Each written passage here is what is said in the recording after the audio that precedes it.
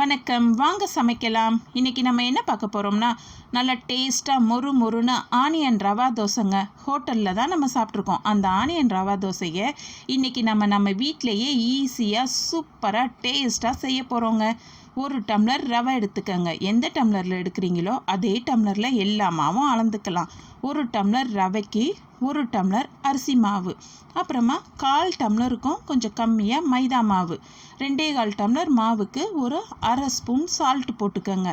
நம்ம 2/4 டம்ளர் மாவு எடுத்துருக்கோம் இல்லையா, இதுக்கு 4 டம்ளர் தண்ணி ஊற்றணுங்க. இந்த மாவு நல்லா தண்ணியாக இருந்தால் தான் தோசை நல்லா மொறு மொறுன்னு வருங்க. இன்றைக்கி இட்லி மாவு இல்லையே, தோசை மாவு இல்லையே, என்ன செஞ்சு கொடுக்குறதுன்னு நம்ம ஒரே யோசனையாக இருப்போம். நம்ம வீட்டில் இன்றைக்கி சூப்பராக ஆனியன் ரவா தோசை செய்யலாங்க. மாவெல்லாம் எடுத்துக்கங்களேன். இந்த மாதிரி எடுத்து தண்ணி ஊற்றி கரைச்சி இது ஊறணும் புளிக்கணும் அப்படிலாம் இல்லைங்க.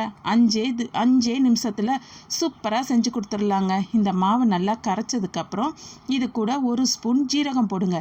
ஜீரகம் கொஞ்சம் கூட போட்டிங்கன்னா நல்லா வாசனையாக இருக்குங்க. நான் ஒரு அரை ஸ்பூன் மிளகு போட்டிருக்கேன். நான் மிளகை முழுசாக தான் போட்டிருக்கேன். உங்களுக்கு வேணும்னா ஒன்றும் பாதியமாக தட்டிட்டு கூட போடலாம். அப்புறமா கருவேப்பிலை கொத்தமல்லிலாம் நல்லா குட்டி குட்டியாக கட் பண்ணி அதையும் போட்டுக்கோங்க. பெரிய வெங்காயம் எடுத்து நல்லா மெலிசாக கட் பண்ணி அதையும் இந்த மாவோட போடணுங்க. இந்த மாவு எப்படி இருக்கணும்னா, நீர்மோர்லாம் இருக்கு இல்லையா, அந்த பக்குவத்துக்கு இருக்கணுங்க. அப்போ தான் தோசை நல்லா மொறு மொறுன்னு டேஸ்ட்டாக வரும். ஸ்டவ் ஆன் பண்ணி ஒரு கல் வச்சுடுங்க. கல் நல்லா காயட்டுங்க.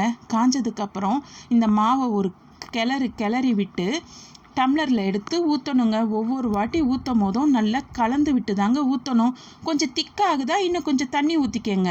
அப்புறமா இது கூடவே மேலே ஒரு ஸ்பூன் எண்ணெய் ஊற்றுங்களேன். எண்ணெய் வேணும்னா எண்ணெய் ஊற்றிக்கலாம், நெய் வேணும்னா நெய்யை ஊற்றிக்கலாம். ஒரு பக்கம் நல்லா மொறு மொறுன்னு ஆனோடனே இன்னொரு பக்கம் நல்லா மொறு மொறுன்னு ஆகட்டுங்க. நம்ம ஹோட்டல்லலாம் நல்லா பெருசாக வாங்கி சாப்பிடுவோம். ஏன்னா அது பெரிய கல். நம்ம வீட்டில் சின்ன கல் இருக்கு இல்லையா, அதனால சின்னதாக தாங்க வரும்.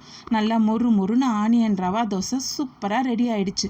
இது கூட நான் இன்னைக்கு புதினா சட்னி, தக்காளி சட்னி, தேங்காய் சட்னி வச்சு சாப்பிட்றேன். கூட சாம்பாரும் இருந்தால் செம்ம டேஸ்ட்டாக இருக்குங்க.